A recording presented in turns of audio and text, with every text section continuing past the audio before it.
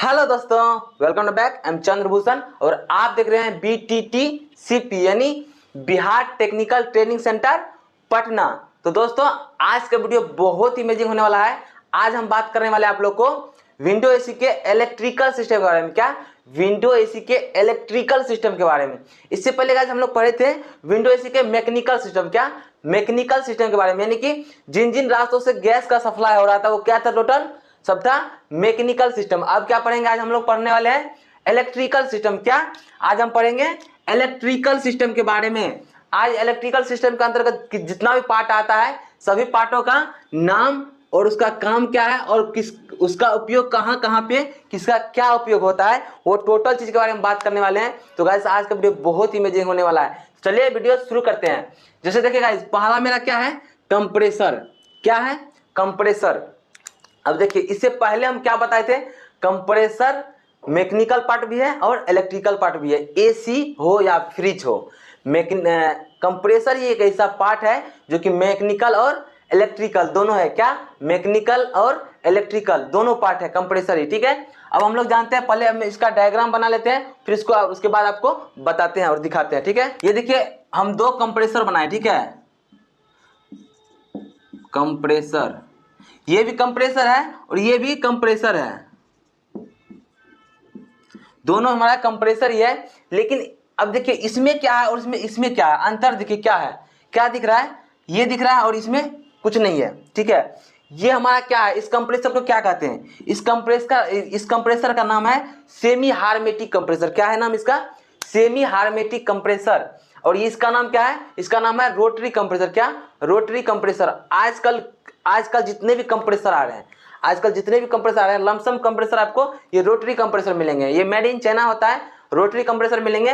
लेकिन ये पहले लगा हुआ आता था। ठीक है, पहले लगा हुआ आता था ये सेमी हार्मेटिक कंप्रेसर। ये रोटरी कंप्रेसर का अपेक्षा ये बहुत ज्यादा महंगा भी पकड़ाता है और ये ज्यादा वोल्टेज खाता है। ये इसके अपेक्षा ये कम वोल्टेज खाएगा और कूलिंग ज्यादा करेगा, कूलिंग में ज्यादा सहायता करता है। उसके बाद ये कम मेड इन चाइना है तो सस्ता भी पकड़ा जाता है, ये सस्ता भी मिल जाता है। तो ये आपका कंप्रेसर हो गया। कंप्रेसर का काम क्या होता है? कंप्रेसर का काम होता है कि एक तरफ से एयर को खींचना और दूसरी तरफ से एयर को फेंकना। क्या? एक तरफ से गैस को खींचना और दूसरी तरफ से गैस को फेंकना किसका काम है? कंप्रेसर का काम है। अब इसी के अंदर में मोटर लगा रहता है जो कि मेरा इलेक्ट्रिकल पार्ट होता है। क्या? मोटर लगा रहता है, इसी में वायरिंग रहता है, टोटल चीज इसके अंदर लगा रहता है, इसमें ओएलपी रहता है, वो सारा चीज हम आप लोग को बता रहे हैं अभी। ये कंप्रेसर का क्या काम है? सबसे पहले इधर से खींचना और इधर से फेंकना। ये क्या मेरा रहेगा, ये सेक्शन इधर से सेक्शन लाइन हो गया और इधर से डिस्चार्ज लाइन हो गया और सामने में एक ये मेरा चार्जिंग लाइन होता है। क्या? चार्जिंग लाइन, जिसे हम लोग गैस चार्ज करते हैं और ऑयल भी चार्ज करते हैं। कंप्रेसर का ऑयल और गैस चार्ज ये चार्जिंग लाइन से कर देते हैं। उसके बाद ये बंद हो जाता है। ठीक है, ये बंद हो जाता है। ये मेरा सेक्शन लाइन और ये डिस्चार्ज लाइन ये मेरा ओपन रहता है, जो कि मतलब हम कभी भी गैस फिल कर सके। ठीक है, ये हो गया कंप्रेसर आपका। अब कंप्रेसर के नीचे में ये देखिए ये क्या लगा हुआ है, ये लगा हुआ रबर। ये 3 ठो रबर रहता है, उस रबर का क्या नाम रहता है? Grommet rubber. क्या? Grommet rubber. कंप्रेसर में जो कंप्रेसर के कंपन को रोकने के लिए हम लोग ग्रोमेट रबर का प्रयोग करते हैं। ये 3 ठो आपको क्या दिख रहा है? 3 ठो आपका, जैसे हम लोग फैन में होता है ना, रनिंग कॉमन स्टार्टिंग। ठीक है, रनिंग कॉमन स्टार्टिंग होता है ना, उसी टाइप से कंप्रेसर में, क्योंकि इसमें भी एक मोटर है, तो मोटर है तो जाहिर सी बात है कि ये रनिंग कॉमन स्टार्टिंग रहेगा ही। तो इसमें क्या होता है कि मान लीजिए इसको ए मान लीजिए, इसको बी मान लीजिए और इसको सी मान लीजिए, तीनों का मान निकाल लीजिए, आपको पता चल जाएगा कॉमन कौन है, रनिंग कौन है, कौन सा स्टार्टिंग है, टोटली पता चल जाएगा। तो यह मेरा कंप्रेसर खत्म हुआ। कंप्रेसर का काम इतना ही है कि मतलब गैस को खींचना और फेंकना। और इसमें इलेक्ट्रिकल पार्ट क्या हो गया आपका, इसके अंदर में मोटर आता है और इसके बाद ओएलपी सब रहता है, वो सारा बात आपको बता रहे हैं। जैसे देखिए ये देखिए दूसरा में आता है अब ओएलपी। क्या है? ओएलपी। ओएलपी का फुल फॉर्म क्या होता है? Overload protector. क्या? Overload protector. यानी कि जब कंप्रेसर हीट हो जाता है, ओवरलोड क्या मतलब, जब कंप्रेसर हीट हो जाता है, जब मतलब चलते चलते कंप्रेसर जब गर्म हो जाता है तो उसको ये सेंस करता है कौन? ओएलपी। तो ओएलपी सेंस करके कहां भेजता है? मेरा पीसीबी में भेजता है। वो आपको टोटल चीज बता रहे हैं। तो इसका काम सीधा समझिए कि ओएलपी है ओवरलोड प्रोटेक्टर। ठीक है, ओवरलोड प्रोटेक्टर। ये क्या काम करता है? जब कंप्रेसर गर्म होता है तो ये इसको पीसीबी को खबर करता है कि कंप्रेसर गर्म हो गया, अब इसको काट दिया जाए। तो तभी वो क्या करता है, कंप्रेसर से लाइन कट जाता है। तो ये ओएलपी हो गया आपका। उसके बाद क्या आता है? Fan motor. क्या आता है? Fan motor. अब हम लोग समझते हैं फैन मोटर क्या है, फैन मोटर कैसे काम करता है इसके अंतर्गत। अभी देखिए सबसे पहले हम समझ लीजिए ये मेरा फैन है, ये मेरा मान लीजिए फैन हो गया, ठीक है, सॉरी ये मेरा मोटर हो गया। अभी इसके अंदर में देखिए ये रड लगा हुआ है इतना बड़ा। अब ये इतना बड़ा रड क्यों लगा हुआ था, ये मान लीजिए मोटर है, मोटर, ठीक है। अभी देखिए इसमें रड लगा हुआ है, यानी कि ये मान लीजिए आपका मोटर हो गया। अभी ये मान लीजिए आपका मोटर हो गया, इधर से पुल्ली निकला हुआ है, इधर से पुल्ली निकला हुआ, क्या इधर से पुल्ली निकला हुआ है, इधर से पुल्ली निकला हुआ है, इसी तरह से इधर से निकला हुआ रहता है, इधर से निकला हुआ रहता है। अभी देखिए यहाँ पे भी एक तरह से आपका पंखी लगा रहेगा इस टाइप का, ठीक है। ये पंखी लगा रहेगा जो कि आपको कंडेंसर कॉइल का ये हीटिंग मतलब जो ठंडा करता है, हीट जो होता है ना, कंडेंसर कॉइल क्या रहता है, हीट रहता है हमेशा, उसको ठंडा करने के लिए क्या यहाँ पे फैन मोटर लगाया जाता है, ये फैन पंखी लगाया जाता है, ठीक है। अब इधर में क्या आता है, इधर में आपका ये एक ब्लोवर हो गया, ये हो गया आपका ब्लोवर मोटर, क्या ब्लोवर मोटर, इधर से इसका नाम होता है ब्लोवर और इसका नाम है फैन पंखी, ये हो गया आपका, और इसका नाम होता है ब्लोवर, क्या ब्लोवर, ठीक है। अभी देखिए ये काम कैसे करता है, या इसमें मान लीजिए मेरा 3 बार फेज, न्यूट्रल और अर्थ, ठीक है। फेज, न्यूट्रल और अर्थ सीधा समझ लीजिए ये एक तरह का मोटर होता है। जैसे मान लीजिए कोई भी मोटर हो ना, कोई भी मोटर ले लीजिए, वो समझ लीजिए एक तरह से मोटर है। जैसे हम लोग कूलर में यूज करते हैं ना मोटर, ये समझ लीजिए कूलर का ही मोटर समझ लीजिए, उसी टाइप का मोटर रहता है। इसमें मान लीजिए 3 गो वायर है मेरा, फिलहाल सपोज 3 गो वायर है, फेज, न्यूट्रल और अर्थ का वायर। और इसमें क्या क्या करता है, इधर से कूलिंग हीटिंग जो कॉइल है, कॉइल जो है इसको हीट जो रहता है कॉइल, इसको ठंडा करने का काम क्या करता है, पंखी करता है। और इसमें क्या आता है, ब्लोवर रहता है, ठीक है। ये ब्लोवर मोटर हो गया, इधर से एक ही मोटर में अटैच है ये भी। तो यहाँ पे क्या रहता है, यहाँ पे आपका ये ऐसे रहता है, ये ऐसे रहेगा आपका इस प्रकार से। अभी देखिए ये मान लीजिए आपका एवापोरेटर हो गया, क्या हो गया, एवापोरेटर हो गया। और ये आपका हीटिंग कॉइल हो जाता है। एवापोरेटर कैसे रहेगा, सॉरी एक सेकंड रुकिए, एवापोरेटर मैं बता दूं पहले। तो एवापोरेटर कुछ इस टाइप से होता है,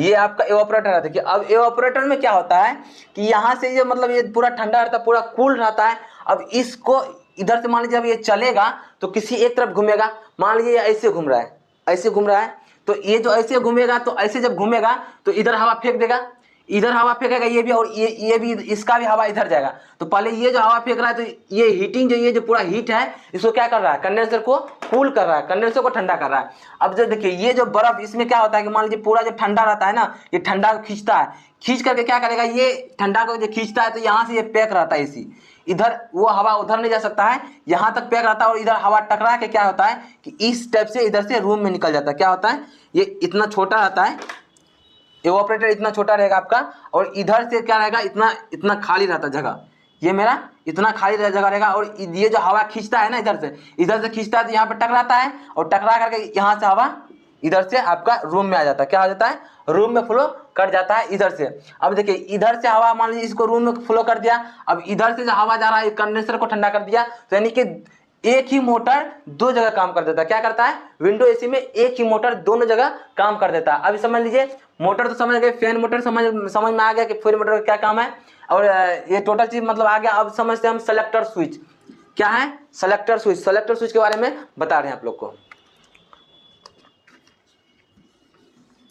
तो अब हम समझते हैं सेलेक्टर स्विच क्या है, सेलेक्टर स्विच कैसे काम करता है और वो क्या है।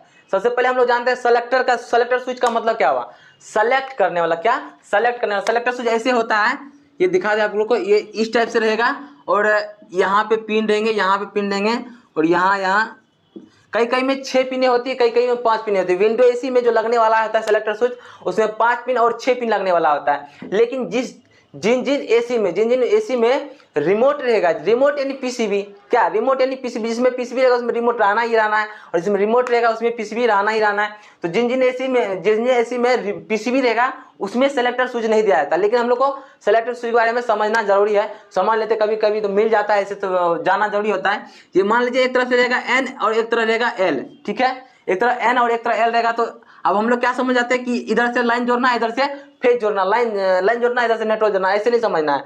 ये दोनों अंदर से कनेक्ट रहता है, क्या आता है, एक अंदर से ये कनेक्ट रहता है। इधर से हम लोग लाइन, इधर से मान लीजिए ये 6 पिन वाला है, 2 और 2 2 3 5 एक 6 वाला है। तो अब इसका क्या कैसे कैसे प्रयोग होता है देखिए, ये आपका चल जाएगा एक स्विंग मोटर में, स्विंग मोटर के लिए, क्या स्विंग मोटर के लिए चल जाएगा। आप लोग को बताएंगे कि स्विंग मोटर आगे क्या है, स्विंग मोटर में चल जाएगा। और एक तो चल जाएगा हाई लो मीडियम में, क्या हाई लो मीडियम जो फैन का होता है हाई लो मीडियम में चल जाएगा, और एक चल जाएगा कंप्रेसर के लिए, ठीक है। तो इसका उपयोग हम लोग नहीं करते, अभी नहीं के बराबर होता है, अभी तो सब में रिमोट आ रहा है, इसमें इसका उपयोग नहीं होता है, तो अब तब पर भी समझना जरूरी हो जाता है। अब हम लोग समझेंगे क्या, उसके बाद क्या आता है पीसीबी, उसके बाद क्या आता है पीसीबी। अब हम लोग समझते हैं कि पीसीबी क्या है, पीसीबी का फुल फॉर्म क्या है, पीसीबी, पीसीबी का फुल फॉर्म क्या है, प्रिंटेड सर्किट बोर्ड। क्या पीसीबी का फुल फॉर्म क्या है, प्रिंटेड सर्किट बोर्ड। लेकिन अगर हम लोग उसको हिंदी में बोलेंगे क्या बोलेंगे, मुद्रित परिपथ बोर्ड। क्या मुद्रित परिपथ बोर्ड, इंग्लिश में क्या बोलेंगे प्रिंटेड सर्किट बोर्ड, और हिंदी में क्या बोलेंगे मुद्रित परिपथ बोर्ड। अगर बोलेंगे इसका खोज किसने किया था, इसका खोज किया था पाल्स इसलर ने। कौन, पाल्स इसलर ने इसका खोज किया था। कौन किया था इसका खोज, पीसीबी का खोज किसने किया था, पाल्स इसलर ने। ये सब क्वेश्चन बहुत ज्यादा इंपॉर्टेंट क्वेश्चन हो जाता है, तो आप लोग प्लीज इस सब क्वेश्चन को, छोटा छोटा क्वेश्चन को लिख लिया कीजिए, ताकि एक नंबर क्वेश्चन है, कभी अगर इंटरव्यू में जाते हैं तो ये सब क्वेश्चन पूछ देता है कि पीसीबी का खोज किसने किया था, क्या बोलेंगे पाल्स इसलर ने। अगर बोल देंगे पीसीबी का फुल फॉर्म क्या है तो क्या बोलेंगे प्रिंटेड सर्किट बोर्ड। क्या प्रिंटेड सर्किट बोर्ड। अगर बोलेंगे इसको हिंदी में क्या बोलते हैं, क्या बोलेंगे मुद्रित परिपथ बोर्ड। क्या मुद्रित परिपथ बोर्ड। अब इसका मतलब ये मार्केट में कब आया था, इसको ये कब बना था, मान लीजिए 1936 ईस्वी में बना था, मानना नहीं ये 36 ईस्वी में बना था, 1936 ईस्वी में ये पीसीबी का आविष्कार हुआ था, ठीक है। अब देखिए पीसीबी का काम क्या है, पीसीबी का काम क्या है, सबसे समझते हैं हम लोग पीसीबी का काम क्या है। पीसीबी का काम जैसे मान लीजिए हम सोए हुए हैं, ठीक है, सोए कोई काम कर, यानी कि अपने मान लीजिए कुर्सी पर बैठे हुए हैं, अपने कुर्सी से बिना हिले डुले, क्या अपने कुर्सी से बिना हिले डुले कोई भी काम को कर दे तो क्या कहलाएगा पीसीबी। एक तरह से समझ जाता है, ठीक ना। पीसीबी क्या करता है, पीसीबी के अंदर में हर एक तरह का कंट्रोल रहता है, कोई भी काम हो तो पीसीबी वो बैठे बैठे करता है। सीधा समझिए पीसीबी काम है कि बैठे बैठे कोई काम को कर देना, वो पीसीबी का काम है, ठीक है। अभी देखिए पीसीबी के अंदर कैसे होता है, ये मान लीजिए अपना पीसीबी आपको ऐसे समझाने के लिए बता दे रहे हैं। पीसीबी आप लोग स्क्रीन पे देख रहे होंगे पीसीबी किस टाइप का है, इस टाइप का पीसीबी रहता है। अभी देखिए मान लीजिए ये आपका पीसीबी हो गया, अभी इसमें 2 वायर ही निकला होता है, ठीक ना। ये एक जैक रहता है और इधर से एक एक ही क्या कहते हैं ये रूम सेंसर रहता है और एक कॉइल सेंसर रहता है, 2 सेंसर रहता है और ये इधर से वायर निकला रहता है। ये आपका हो गया मतलब रिमोट जो डिस्प्ले होता है ना, रिमोट डिस्प्ले, ये इस टाइप में आ जाता है। उसके अंदर जो पीसीबी रहता है इसके अंदर में रहता है, ठीक है, इसके अंदर में पीसीबी रहता है। ये बाहर से रिमोट डिस्प्ले आपको बाहर से दिखेगा, ठीक है, तो वो उसका काम है। तो उसमें सभी में आजकल जितना भी विंडो एसी आ रहा है या स्प्लिट एसी आ रहा है, सब में पीसीबी लगता है। तो उसमें लगाने के लिए कोई सभी में लगाने के लिए जैक टाइप से रहता है, ठीक है, जैक टाइप से रहता है। तो कोई में कोई नहीं घुस सकता है, सबका जैक रहता है, जो जैक है वही जैक उसमें घुसेगा, अन्यथा दूसरा जैक उसमें घुस ही नहीं सकता है। तो ये मेरा आपका हो गया पीसीबी, ठीक है। अब पीसीबी के बाद क्या आता है, आप लोग स्क्रीन पे देख रहे होंगे पीसीबी किस टाइप का होता है। वो उसका सारा का जैक रहता है, सारा का जैक सिर्फ उसमें लगा जाता है, उस काम करेगा ही करेगा, ठीक है। तो उसका चेक करने का तरीका आप लोग को हम अगला वीडियो में देखेंगे। पहले सिर्फ जान लेते हैं इसका क्या क्या काम है, कैसे कैसे काम करता है, ठीक है। अभी देखिए पीसीबी हो गया, उसके बाद क्या आता है कैपेसिटर। क्या आता है कैपेसिटर। अब कैपेसिटर को हम लोग समझते हैं कैपेसिटर क्या है और कैसे काम करता है। अब हम लोग समझते हैं कैपेसिटर के बारे में। क्या कैपेसिटर के बारे में, ये क्या होता है और कैसे काम करता है, ठीक है। तो सबसे पहले हम लोग समझते हैं कैपेसिटर 2 प्रकार के होते हैं। क्या कैपेसिटर 2 प्रकार के होते हैं, एक रनिंग और एक स्टार्टिंग। क्या होता है कैपेसिटर 2 प्रकार के होते हैं, एक रनिंग और एक स्टार्टिंग। तो पहले हम लोग समझते हैं, ये मान लीजिए मेरा रनिंग कैपेसिटर, ठीक है, रनिंग कैपेसिटर है। और ये मान लीजिए 4 पिन है इधर से और इधर से 2 पिन है, ये भी रनिंग कैपेसिटर हो गया। अब इसमें क्या होता है कि इसमें होता है 20 से 45 MFD, ठीक है। और एक ये बना रहे हैं, ये भी मेरा रनिंग कैपेसिटर ही है, लेकिन इसमें क्या होता है 3 4 1 2 3 1 2 क्या आता है। देखिए ये भी मेरा रनिंग कैपेसिटर ही है। इसमें क्या होता है कि इसमें 4 पिन होता है, फिर इसमें 3 पिन होता है, फिर 2 पिन होता है। ये क्या होता है, ये कॉमन हो गया, इसको मान लीजिए हाई मान लीजिए, इसको लो मान लीजिए, ठीक है, ये ऐसे होता है। अब ये क्या कैसे काम करता है, और उसके बाद एक और दिखाते हैं। ये मान लीजिए ये जो कैपेसिटर है ये आपका हो गया स्टार्टिंग कैपेसिटर। ये कितना से स्टार्ट होता है, ये मान लीजिए 40 MFD से लेकर के 132 MFD तक, 40 MFD से लेकर के 132 MFD तक का ये स्टार्टिंग कैपेसिटर रहता है। अब देखिए स्टार्टिंग कैपेसिटर और रनिंग कैपेसिटर पहले ये समझ लेते हैं कि स्टार्टिंग और रनिंग में क्या आता रहता है। ये रनिंग कैपेसिटर 20 MFD से लेकर 40 MFD तक ही काम करता है, लेकिन स्टार्टिंग 40 से लेकर 132 तक इतना हाई क्यों? क्योंकि देखिए कोई भी चीज़ अगर हम लोग चलाते हैं उसको झटका देके चलाना होता है। क्या होता है? झटका देके चलाना होता है। तो क्या होता है वहाँ पे हमको पावर ज़्यादा लगता है। क्या लगता है? पावर ज़्यादा लगता है। स्टार्टिंग कैपेसिटर का काम क्या होता है? सिर्फ स्टार्ट कर देना, एक बार स्टार्ट कर दिए, इसका स्टार्टिंग कैपेसिटर का काम खत्म हो गया। लेकिन अब रनिंग कैपेसिटर का काम चालू रहेगा। ठीक है, रनिंग कैपेसिटर का काम चालू रहेगा। अब इसमें जो मान लीजिए 3 गो चीज है, इससे कॉमन हो गया, हाई हो गया, लो हो गया। ये कैसे काम करता है ये हम आपको दिखाते हैं। ये मान लीजिए ये कॉमन हो गया ना, तो इसमें से एक पिन निकाल देंगे और इसमें से एक हाई है ना, तो हाई में से एक पिन निकाल देंगे। ये कॉमन में से निकाल दिए, एक हाई में से निकाल दिए, ये कहाँ चल जाएगा? आपका कंप्रेसर में चल जाएगा। क्या? कंप्रेसर। ये मेरा कहाँ चल जाएगा? कंप्रेसर में चल जाएगा, दो पिन मिलकर। ठीक है, लेकिन हमको चाहिए फैन मोटर में। जब फैन मोटर में चाहिए, इसके लिए क्या करना पड़ेगा? आपको यहाँ से एक पिन लेना होगा, एक पिन यहाँ से ले लिए, एक पिन ये लो वाला है ना, लो वाला ले लिए। ये आपका 4 से 6 MFD दे देगा। MFD 4 से 6 MFD दे देगा। तो ये आपका हो गया फैन मोटर के लिए, और ये हो गया आपका कंप्रेसर के लिए। तो दोनों के लिए आपका ये हो जाता है। और इसके बाद रनिंग स्टार्टिंग कंप्रेसर तो समझ गए, इसमें मात्र एक ही वायर होता है जो कि रनिंग कैपेसिटर में दिया जाता है। और इसमें ये ज़्यादा MFD का रहता है, 40 से 132 MFD तक का स्टार्टिंग कैपेसिटर रहता है। अब हम लोग समझते हैं क्या स्विंग मोटर, वोल्टेज रिले। अब देखिए वोल्टेज रिले क्या है वो देखते हैं।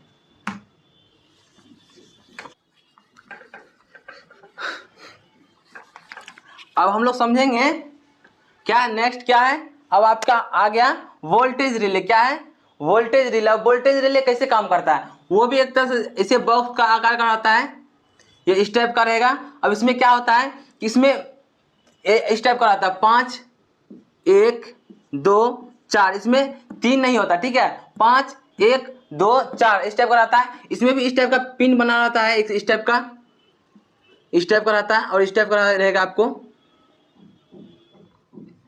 ये देखिए इस टाइप का रहेगा। क्या रहेगा?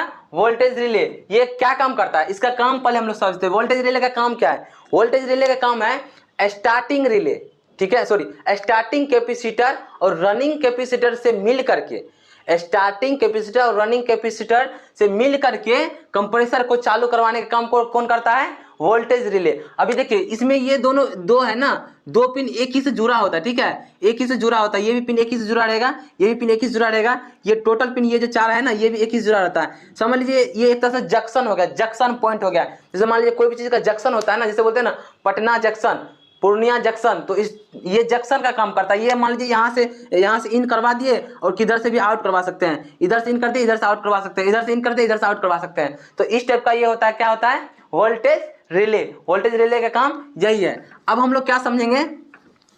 अब हम लोग समझेंगे स्विंग मोटर।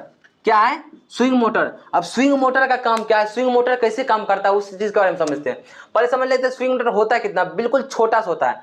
आप जैसे देखते होंगे बोतल देखते हो ना, जो 1 लीटर 2 लीटर का बोतल होता है ना, जो मतलब मार्केट में मिलता है, उसका बड़ा वाला ढक्कन होता है इस टाइप से, जिसका कटोरा टाइप से ढक्कन होगा।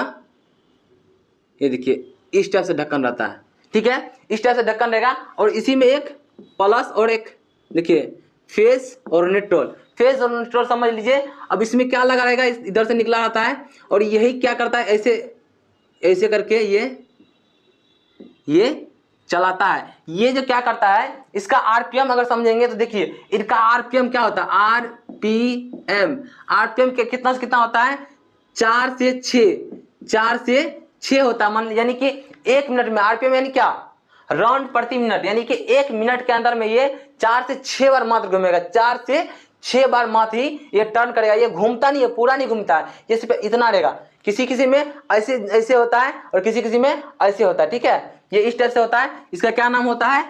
इसका नाम होता है स्विंग मोटर। ये देखिए ये कितना पे काम करता है? ये 220 वोल्ट पे ही ये रन करता है। देखिए इतना छोटा सा मोटर, इसका खासियत देखिए, इतना छोटा सा मोटर है और इतना कम आरपीएम पे भी ये 220 वोल्ट लेकर के ये काम करवाता है। और इसका काम सिर्फ इतना है कि रूम में कूलिंग को छींटना। क्या काम है?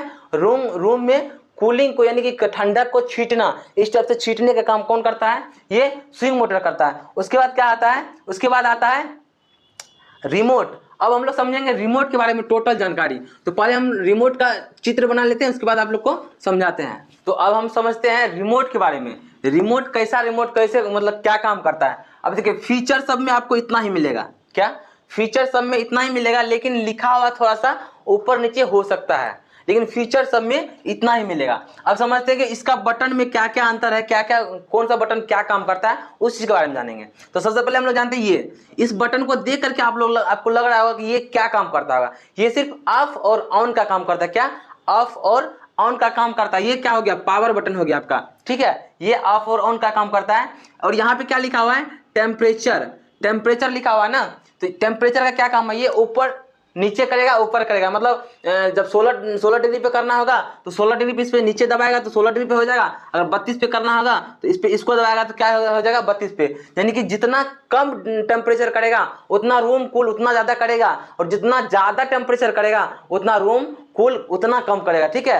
यानी कि ज्यादा करने पे यानी कि 32 पे अगर रहेगा तो आपका रूम क्या होगा, रूम का कूलिंग कम होगा, ठीक है, रूम का कूलिंग कम होगा। लेकिन अगर वो 16 पर रहेगा तो 16 पर रहेगा कितना आएगा, रूम का कूलिंग बहुत ज्यादा रहेगा, ठीक है, रूम का कूलिंग बहुत ही ज्यादा रहेगा। उसके बाद ये क्या है, मोड, मोड चेंज होते रहता है। मतलब आप कौन सा मोड में रखना चाहते हैं, कूल मोड में रखना चाहते हैं कि ड्राई मोड में रखना चाहते हैं, ये हो गया आपका। इस टाइप से मोड का काम करता है, मोड के अनुसार चलता है। उसका क्या आता है, स्लिप, स्लिप का काम क्या, स्लिप जो होता है, स्लिप बटन दबाने से क्या होता है कि मान लीजिए जो भी लाइट शो करता है, मतलब एसी में जो टेम्परेचर शो करता है, लाइट शो करता है, अगर हम स्लिप वाला बटन पे दबा देंगे तो वो सारा चीज बंद हो जाएगा। लेकिन एसी हमारा चलता रहता है, वो सिर्फ वो जो दिखता जो है वो सारा चीज बंद हो जाता है, टेम्परेचर शो नहीं करता है, वो सब टोटल चीज बंद हो जाता है, तो आप आराम से रिलैक्स से सो पाते हैं। तो ये हो गया। उसका याद आ जाता है फैन पे।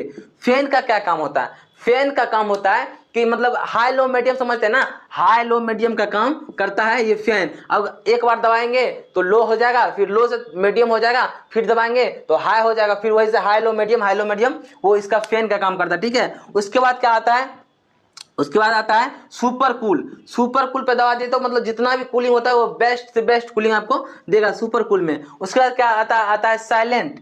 साइलेंट का मतलब क्या होता है, साइलेंट का मतलब क्या था, साइलेंट यानी ऐसे रहेगा, साइलेंट का सिंबल दिया हुआ है ना, साइलेंट यानी कि मतलब बिल्कुल साइलेंट हो जाता है। जैसे मान लीजिए गाइस, अगर आप रिमोट को दाबते हैं ना तो टू टू का आवाज आता है, जैसे प्रेस किए तो टू किया, फिर प्रेस किए टू किया, तो वो अगर साइलेंट पे दे देंगे ना तो पूरा साइलेंट हो जाएगा। मतलब जब भी रिमोट दाबिएगा तो मतलब आवाज नहीं करेगा, थोड़ा सा आवाज नहीं करेगा, तो वो आ जाएगा आपका साइलेंट पे। उसके बाद आ जाता है अप और डाउन। अप और डाउन क्या होता है, ये स्विंग के लिए होता है। किसी किसी में आपको स्विंग लिखा रहता है, किसी किसी में अप डाउन लिखा रहेगा। अगर आप बार बार चलाते हैं तो चलाइएगा रिमोट तो आपको पता चल जाता है कौन सा स्विंग का है, कौन सा ये मतलब काम क्या है। तो ये अप और डाउन का मतलब क्या होता है, अप डाउन ऐसे करते रहता है। ये स्विंग बटन हो गया। तो स्विंग किसी किसी में ऐसे चलेगा, किसी किसी में इस टाइप से चलेगा, और किसी किसी में ऐसे चलेगा, ठीक है। तो ये इसको दबाने से वो हो जाता है, ठीक है। स्विंग मोटर का काम यही करता है, स्विंग मोटर को जो चालू करता है, ऑफ ऑन करता है, वो यही करता है। उसके बाद आ जाता है फिल्टर। फिल्टर देखिएगा, एसी में जब मान लीजिए रिमोट, जैसे एसी इंडोर है, इंडोर में एक लाइट जलता है, ब्लिंक करता है, तो वो फिल्टर का लाइट ब्लिंक करता है, तो वहाँ पे इस टाइप का शो करता है। मान लीजिए ये आपका मेरा एसी का इंडोर है और यहाँ पे लाइट ब्लिंकिंग कर रहा है, यहाँ पे ऐसे है तो यहाँ पे ब्लिंक किया हुआ है। तो इस फिल्टर को दबाने से क्या हो जाएगा, ये लाइट तो इसमें जल जो रहा है इंडोर में, वो लाइट बुझ जाता है, ठीक है। ये आ गया आपका फिल्टर। अब देखिए टाइमर। टाइमर का क्या है, ये देखिए ये बहुत ज्यादा इंपॉर्टेंट होता है टाइमर। जैसे मान लीजिए हम लोग सो रहे हैं रात में, अब सोना है तो सोना तो है, लेकिन कितना बजे एसी बंद करना है वो तो हमको पता नहीं है। अगर बंद कर देंगे अभी तो फिर ठंडा होना बंद हो जाएगा। अगर हम लोग चाहते हैं कि 12 बजे रात में बंद हो एसी, या 2 बजे रात में बंद हो एसी, या 4 बजे सुबह में बंद हो एसी, तो आप उस टाइप से टाइमर सेट कर दे दीजिएगा, तो उस टाइप से टाइमर ऑफ ऑन कर सकते हैं, ऑफ करने का ऑफ कर सकते हैं, ऑन करने का ऑन कर सकते हैं। तो ये मेरा आ गया रिमोट। तो दोस्तों आज का ये टोटल इलेक्ट्रिक भाग था मेरा, इलेक्ट्रिकल सिस्टम के बारे में टोटल चीज आज समझ में आ गया होगा मेरे ख्याल से, उम्मीद है। अगर नहीं समझ में आया तो प्लीज कमेंट कीजिए कि कौन सा पार्ट आपको समझ में नहीं आया, कौन सा भाग आपको समझ में नहीं आया, तो उस पर हम आपको फिर से वीडियो उसका दे देंगे। तो मिलते हैं इसी तरह का अगली वीडियो में, तब तक के लिए बाय दोस्तों।